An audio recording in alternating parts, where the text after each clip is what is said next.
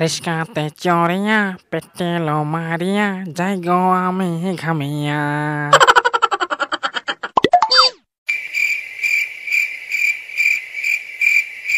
এই রোদের মাঝে রিস্কা চালিয়ে পেছনের ছাল বাকলা উঠে গেল, কিন্তু আজ তো একটা প্যাসেঞ্জারও দেখছি না। আজ মনে হয় এরকম ফাঁকা ফাঁকাই যাবে। এক কাম করি, এই গ্রাম অঞ্চলে বসে না থেকে জঙ্গলে যাই আর দেখি সেখানে কোনো প্যাসেঞ্জার পাই কিনা। এক কাম করি, যাওয়ার আগে আমার গানটা মনে করে নেই, কি জানিছিল? এই রিস্কাতে চড়িয়া পেটে লো মারিয়া যাই গো আমি ঘামিয়া। এই গান করলে না আমার শরীরটা ভালো থাকে। রিস্কা চলতে চলতে একদম পেছনের ছাল বাকলা উঠে যায়। এই রিস্কাতে চড়িয়া পেটে লো মারিয়া যাই গো আমি ঘামিয়া। এই রিস্কাতে চড়িয়া পেটে লো মারিয়া যাই গো আমি ঘামিয়া। আরে ওরা জঙ্গল ঘুরে ঘুরে শেষ পর্যন্ত দেখি রাস্তার মাঝে ঘাস। ওসব বাদ থাক, আগে এই ঘাসগুলো খেয়ে নেই, পেটের জ্বালায় পা উইশ করছে। এটা কি আমার শেষ খাবারই নাকি নাকি এই ঘাসেরই সময় শেষ? এই রিস্কাতে চড়িয়া পেটে লো মারিয়া যাই গো আমি ঘামিয়া। আমার ব্রেক কই, ব্রেক! আমারই সময় শেষ।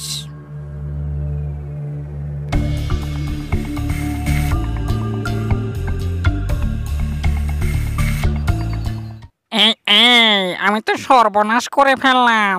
একদিকে ভাড়ায় মারতে পারি না, আমার এদিকে দেখি ছাগল মেরে ফেললাম। এখন তো আমার এই জরিপানায় ভিটে ছাড়া হবে। কেউ দেখার আগে এখানে দেরি না করে বেঁচে থাকতেই কেটে পড়ি, না হলে আবার দোষের কিলগোতা খেয়ে আমার শরীরটা পচে যাবে। এমনিতে রিক্সা চালকের পেছনের ছাল থাকে না, তাও যদি আবার দোষের লাত্তি খায় তাহলে তো পেছনের ছাল দিয়ে হাড্ডি বের হয়ে আসবে।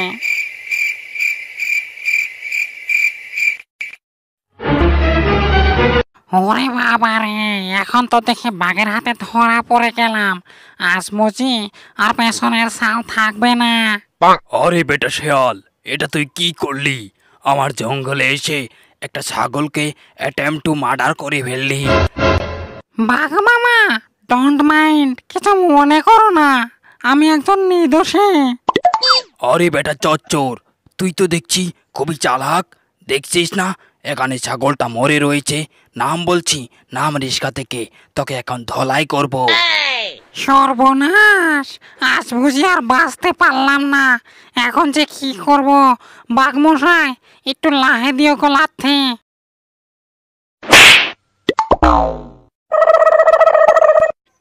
একই বেটা দুষ্ট শিয়াল, তুই রিস্কা থেকে ওই জায়গায় কিভাবে গেলি? কিছু মনে করো না বাঘ মশাই, তুমি কি আমাকে দুর্বল ভেবেছ নাকি? আমি কম্পো মাস্টার, ইচ্ছা করলে আমি রিস্কা না চালিয়েও খেতে পারি, কিন্তু আমি কাউকে শেখাবো না। আরে এই দুষ্ট শিয়ালের সাথে তো আমি পারবো না, ও তো কম্বো মাস্টার। যাই যাই, আমি এখান থেকে এখনই কেটে পড়ি, না হলে ওর হাতে আবার খেতে হবে। দেখছেন, আমি একটা দুষ্ট শিয়াল, আমার সাথে এসেছে কোথাকার একটা পেঁচো বাঘ। যাক, ভালোই হলো, অনেকদিন পরে একটু প্র্যাকটিস করতে পারলাম। বন্ধুরা, ডন ফর মাইন, কিছু মনে করো না। আর যদি আমি কম্পো না জানতাম না, তাহলে বাঘের হাতে ধোলাই খেতে হতো। আর তুমি যদি এরকম ধোলাই খেতে না চাও, তাহলে আমাদের চ্যানেলটি সাবস্ক্রাইব করে রাখো। আর যদি কম্পো শিখতে চাও, তাহলে বেল আইকনটা বাজিয়ে রাখো। আমি তোমাদের কম্পো শেখাবো।